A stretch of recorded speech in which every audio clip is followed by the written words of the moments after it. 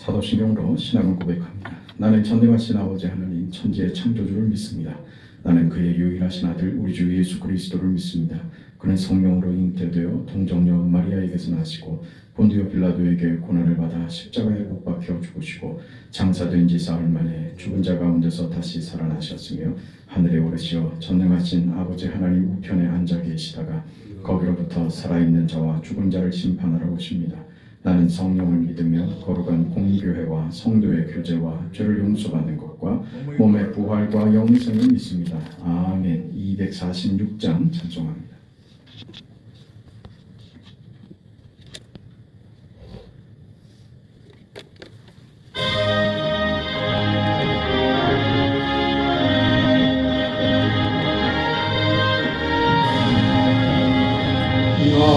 가난한 성 귀한 성에 들어가려고 내 무거운 짐 벗어버렸네. 죄 중에 다시 방황할 일 전혀 없으니 저 생명 시내가에 살겠네. 길이 살겠네. 나 길이 살겠네. 저 생명 시내가에 살겠네.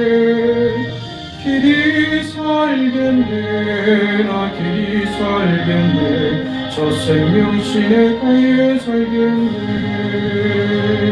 그 불과 구름 기둥으로 인도하시니 나 가는 길이 형통하겠네.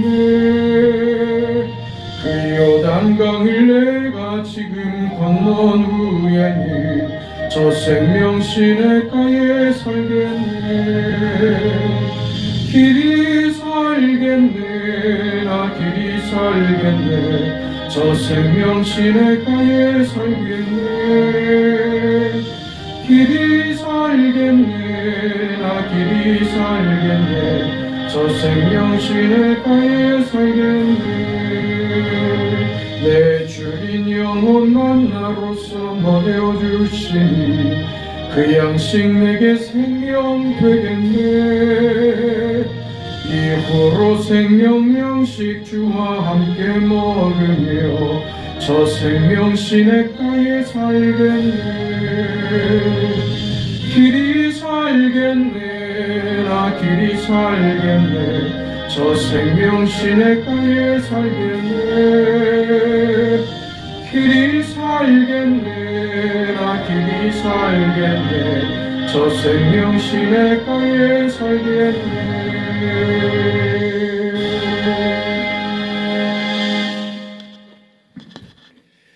하나님의 말씀 호세아 13장. 호세아 13장 1절에서 16절 마지막 절까지 말씀드리겠습니다. 하나님의 말씀을 함께 읽습니다. 에브라임이 말을 하면 사람들이 밀어 떨었도다. 그가 이스라엘 중에서 자기를 높이더니 바알로 말미암아 범죄함으로 망하였거늘 이제도 그들은 더욱 범죄하여 그 은으로 자기를 위하여 우상을 부어 만들되 자기의 정교함을 따라 우상을 만들었으며 그것은 다 은장색이 만든 것이오늘 그들은 그것에 대하여 말하기를 제사를 드리는 자는 송아지와 입을 맞출 것이라 하도다. 이러므로 그들은 아침 구름 같으며 쉬 사라지는 이슬 같으며 타작마당에서 광풍에 날리는 쭉정이 같으며 굴뚝에서 나가는 연기 같으리라.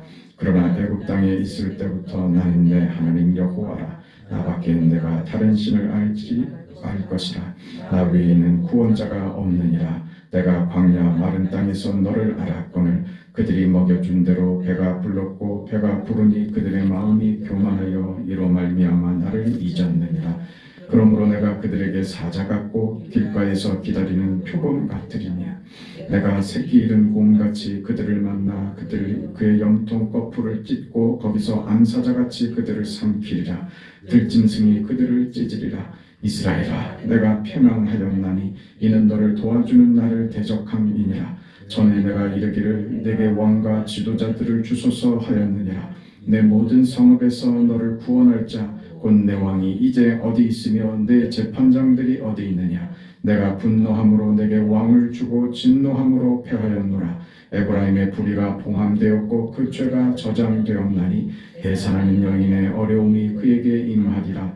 그는 지혜 없는 자식이로다. 해산할 때가 되어도 그가 나오지 못하느니라. 내가 그들을 수월의 권세에서 속량하며 사망에서 구속하리니 사망아 내 재앙이 어디 있느냐, 수월아 내 멸망이 어디 있느냐. 뉘우침이 내 눈앞에서 숨으리라. 그가 비록 형제 중에서 결실하나 동풍이 오리니 곧 광야에서 일어나는 여호와의 바람이라. 그의 근원이 마르며 그의 샘이 마르고 그 쌓아둔 바 모든 보배의 그릇이 약탈되리로다. 사마리아가 그들의 하나님을 배반하였으므로 형벌을 당하여 칼에 엎드러질 것이요 그 어린 아이는 부서뜨려지며 아이벤 여인은 배가 갈라지리라. 아멘.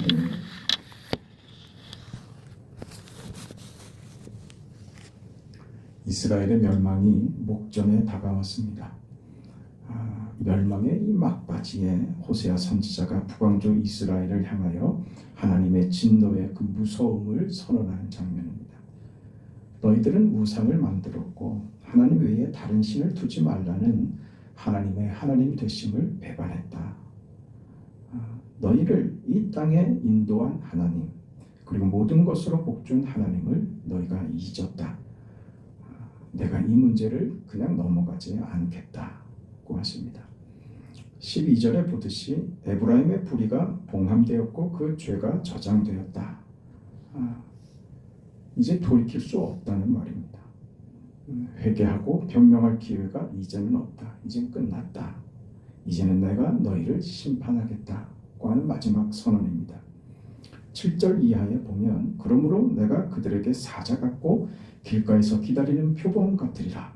내가 새끼 잃은 곰같이 그들을 만나 그의 염통 거풀을 찢고 거기서 암사자같이 그들을 삼키리라. 들짐승이 그들을 찢으리라. 굉장히 두렵고 무서운 표현들입니다. 무시무시한 심판을 하나님이 선언하고 계십니다. 16절 마지막 절에 사마리아가 그들의 하나님을 배반하였으므로 형벌을 당하여 칼에 엎드러질 것이요 그 어린 아이는 부서뜨려지며 아이벤 여인은 배가 갈라지리라.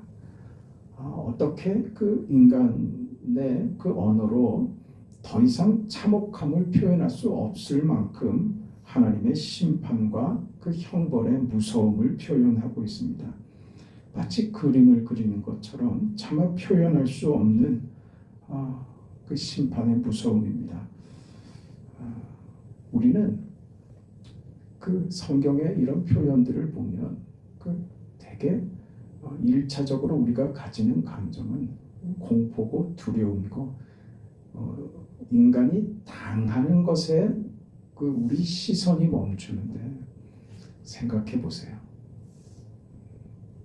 이건 그 이스라엘이 당하는 심판의 고통과 그 아픔을 이야기하기 이전에 이런 극심한 표현들 더 이상 어떻게 표현할 수 없을 정도의 이런 끔찍한 이런 표현들은 하나님의 고통을 이야기하는 겁니다.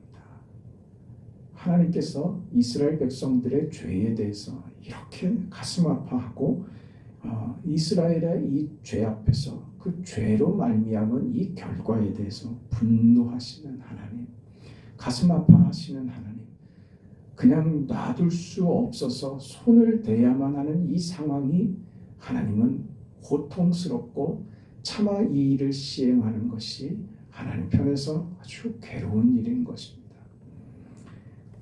호세아 전체를 통해서 우리는 이것이 하나님의 잘잘못을 심판하시는 그런 모습은 아니라고 봐왔습니다. 그저 잘잘못의 문제로 벌하면 혼내고 잘하면 상 주고 하는 이런 문제가 아닙니다. 하나님은 우리에게 재판관이나 심사위원으로 서 계신 것이 아닙니다. 우리의 불신앙에 대해서 하나님이 얼마나 가슴 아파하시는가를 보여주는 겁니다. 이것이 호세아서에서 줄기차게 얘기했던 어떤 관계에서요. 부부다 이거죠. 또 부모와 자식 같은 그런 관계다 이겁니다. 이 지금 문제는 어떤 잘잘못으로 이 문제를 들여다보는 것이 아니라 관계성을 깨뜨린 겁니다. 이 관계성의 신뢰를 깨뜨린 겁니다. 이 관계를 깨뜨려 버린 것이죠. 이게 이스라엘의 죄입니다.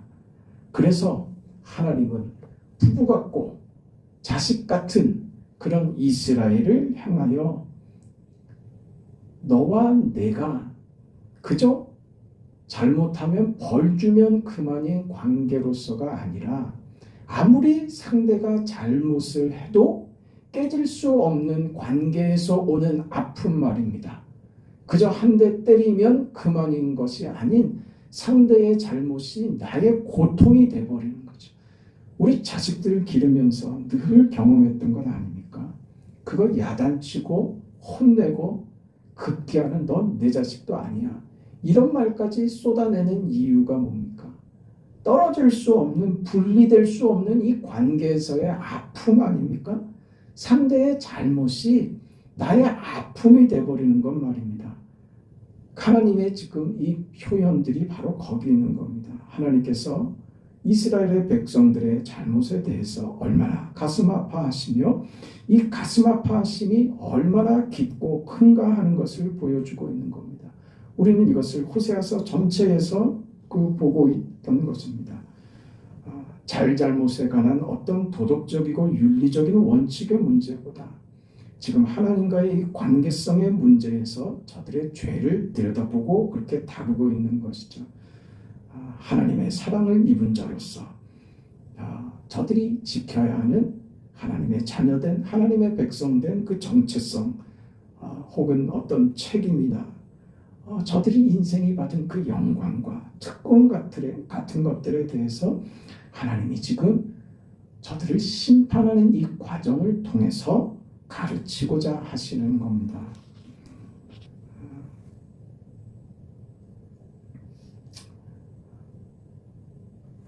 우리가 자녀를 기르면서 어찌 쉬운 일만 있고 어찌 편하기만 하겠습니까?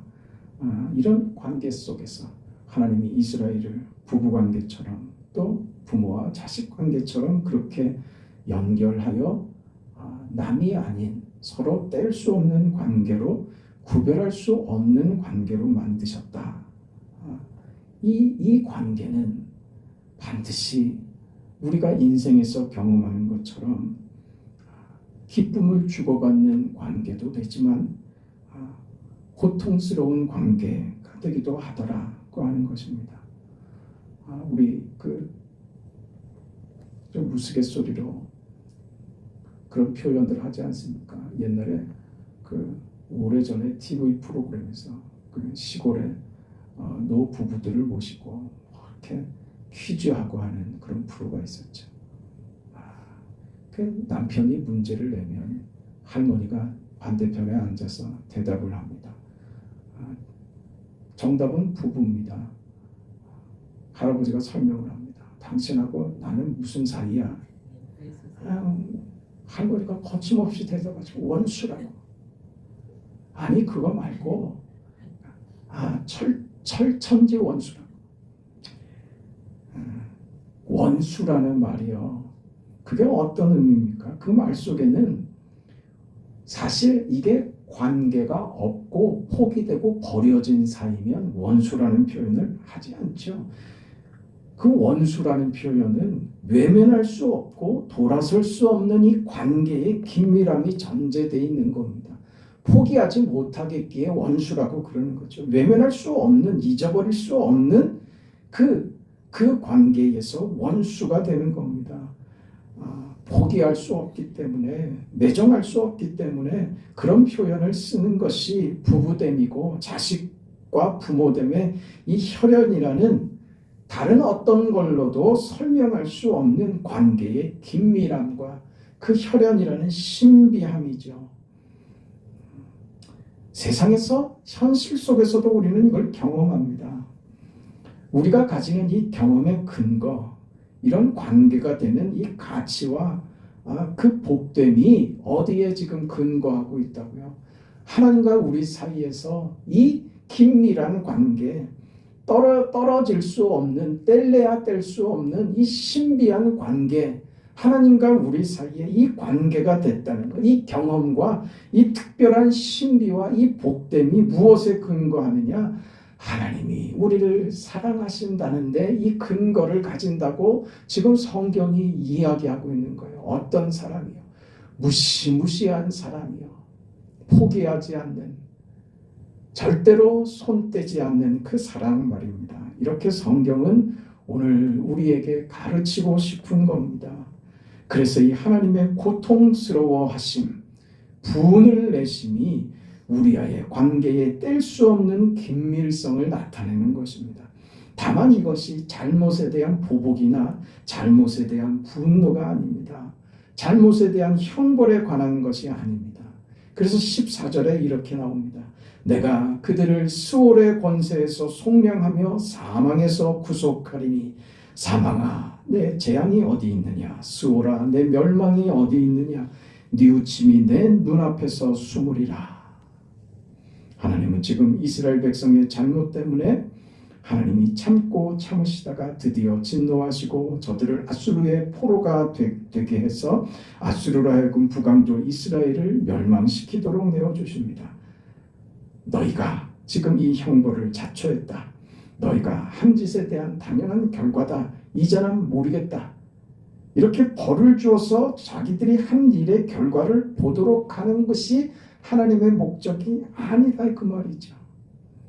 이렇게 끝나는 것 아니라는 말입니다. 지금 하나님께서는 이스라엘을 멸망시키고 죄값을 받게 하여 저들로 하여금 저들이 받고 있는 이 결과가 자신들의 잘못에 의한 운명이다. 그러나 이렇게 끝내는 것이 아니다라는 것을 지금 이야기하는 것입니다. 내가 너희를 죽이고자 없애고자 재난과 이 형벌과 심판을 부르는 것이 아니다. 너희들의 잘못이 무엇을 초래하느냐? 하나님 없는 인생, 하나님을 외면하는 인간이, 그 세상이, 그 역사가 어디로 갈 수밖에 없느냐? 하나님 없이 생명이 없고 하나님 없이는 은혜가 없고 황량하고 비참함으로 갈 수밖에 없다는 것을 가르치시는 겁니다. 그런 하나님은 누구신가? 너희를 사랑하고 너희에게 계명을 주고 순종을 요구하시는 분이 왜 이런 심판을, 왜 이스라엘에게 이 아픔과 고통을 허락하시는가? 하나님이 어떤 분인가를 깨닫게 하기 위해서 그런 것이다. 이렇게 말하는 것입니다. 너희를 없애려고 그 죄값으로 운명이 끝장내도록 의도하는 것이 아니다. 그렇게 말하는 것이죠. 구약 성경에 이 스올이라고 하는 말은 음부라는 뜻입니다. 쉽게 얘기하면 지옥인 것이죠. 무엇입니까? 왜 지옥을 얘기합니까? 죽어서 가는 곳 뭡니까? 끝장이 나는 것입니다. 더 이상 다른 운명이 없는, 다른 결말이 없는 마지막입니다. 스올은 지금 그렇게 쓰이고 있는 것이죠. 죽음, 스올 같은 의미입니다. 끝나는 것이죠. 운명 지어지고 더 이상 어찌해 볼 수 없는, 더 이상 기회가 없는 마지막, 그게 스올이고 그게 죽음입니다. 그래서 내가 그들을 스올의 권세에서 속량하며 사망에서 구속하겠다. 이렇게 얘기하시는 겁니다. 그들의 운명을 바꿀 것이다. 그러나 이것이 현실적인, 저들이 기대하고 하나님과 바꾸어 먹은 그런 현실적인 정치적이고 경제적이고 개인적인 그런 풍요함이나 그런 회복으로가 아니고 하나님께서 저들을 스올과 죽음에서 건지시겠다라고 하시는 것은 이 하나님의 이 소망의 선포는 이어서 나오는 15절과 16절에 나오는 이 말씀, 여전히 심판의 혹독함을 연결해서 강조하심으로써 14절에 하나님이 스올과 죽음으로부터 저들을 건지시겠다라고 하는 것이 하나님의 심판을 하나님이 대충 봐주시겠다는 것으로 완화시키는 것은 아니라는 것을 확인시킵니다. 15절, 16절에 그 심판의 혹독함을 말함으로써 저들이 겪어야 할 심판과 절망과 그 멸망이 변경될 수 없고 하나님이 봐주시지 않을 것이다. 그것은 잘못하여 없어지는 운명으로 그렇게 하는 것 아니다. 실패하여 끝나는 운명을 얘기하는 것 아니다. 그렇게 말하는 것이죠. 그래서 14절에 15절 16절에 심판의 혹독함을 이야기를 하시면서 그 앞에 14절에 사망아 내 재앙이 어디 있느냐, 스오라 내 멸망이 어디 있느냐, 이렇게 얘기하는 것입니다. 사망아 내 재앙이 어디 있느냐라고 하는 것은 사망아 와 봐라 이겁니다. 이스라엘의 죄악으로 말미암는 그 결과 사망의 값 말입니다. 죄의 값, 죄의 삭시 저들에게 덮쳐오는 것을 표현하는 것입니다. 사망아 덤벼봐라, 사망아 와봐라, 사망아 내 재앙이 어디 있느냐, 너 뭐하고 있느냐, 빨리 와서 이스라엘을 덮쳐라. 스오라 내 멸망이 어디 있느냐, 너 뭐하고 있느냐, 스오라 지오가 저들을 덮쳐라. 그럼에도 불구하고 뉘우침이 내 눈앞에서 숨으리라. 그것이 지금 이스라엘의 현실입니다. 와라. 그러나 그것이 끝장이 아니다. 사망이 끝이고 스올이 끝인 것 아니다. 사망이 와서 자기의 권세를 다 부리고 스올이 그 힘을 다 써서 이스라엘을 삼키고 그 백성들을 인간이 알고 있는 최악의 자리로 끌고 간다 할지라도 그것이 마지막 변경할 수 없는 최종적인 힘은 아니다. 이렇게 얘기하는 것입니다. 거기서 건지겠다. 사망도 스올까지도 지옥까지도 최종적인 권세가 아니다. 그렇게 말씀하십니다. 그 자리에 누가 있다고요?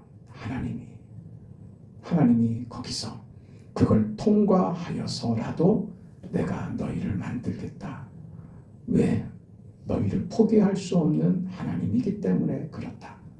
그러니 우리가 보고 아는 대로 이스라엘의 심판과 저들의 멸망은 저들의 화가 아니라 저들에게 주시는 하나님의 은혜의 손길이라는 것을 깨달아 아는 것이죠. 그 자리에 우리가 서 있는 것입니다.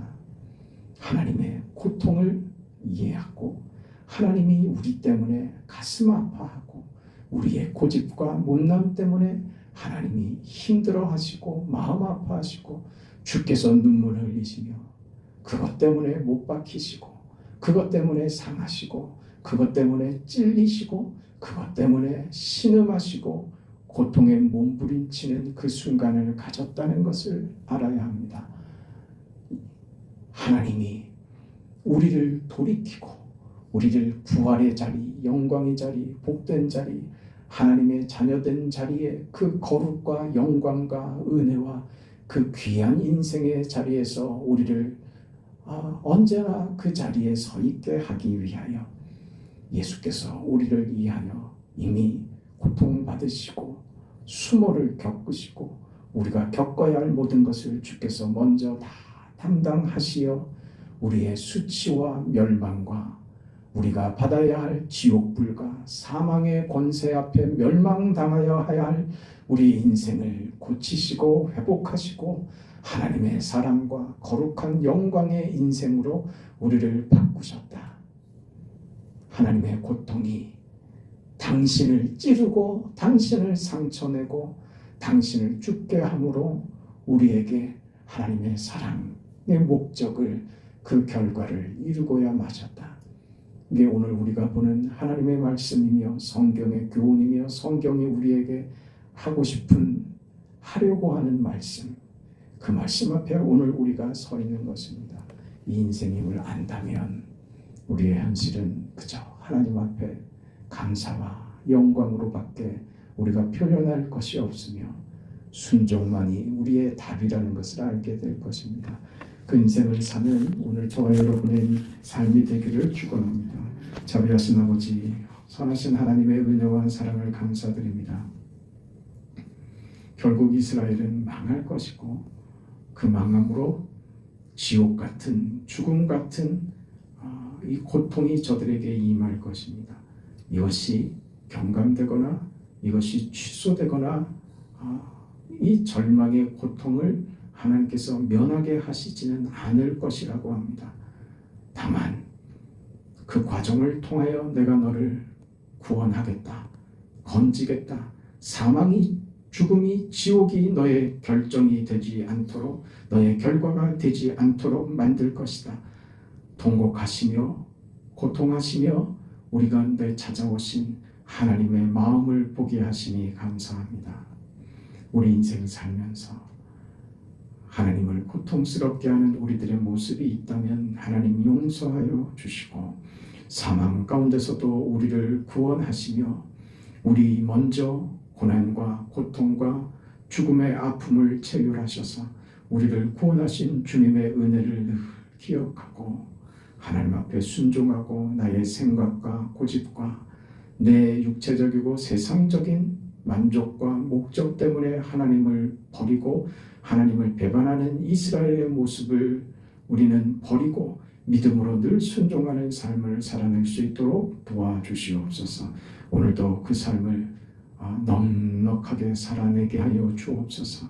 인생이 이렇게 살아내는 것이 고통스러운 인생일 수 있지만 하나님이 함께 하시며 믿음으로 하나님 앞에 순종할 때 우리 인생은 고통이 내용이 되는 것이 아니라 감격이며 기쁨이며 즐거움이며 하나님과 함께하는 인생의 그 복됨과 견줄 수 없는 영광이며 내 생에 가장 큰 감격이고 감동이 된다는 사실을 우리 삶 속에서 늘 경험할 수 있도록 우리 하나님이 은혜의 충만함으로 우리 가운데 임하여 주시옵소서. 예수님의 이름으로 기도합니다. 아멘. 하늘에 계신 우리 아버지여, 이름이 거룩히 여김을 받으시오며 나라가 임하시오며 뜻이 하늘에서 이루어진 것 같이 땅에서도 이루어지이다. 오늘 우리에게 일용할 양식을 주시옵고 우리가 우리에게 죄 지은 자를 사하여 준 것 같이 우리 죄를 사하여 주시옵고 우리를 시험에 들게 하지 마시옵고 다만 악에서 구하시옵소서. 나라와 권세와 영광이 아버지께 영원히 있사옵나이다. 아멘.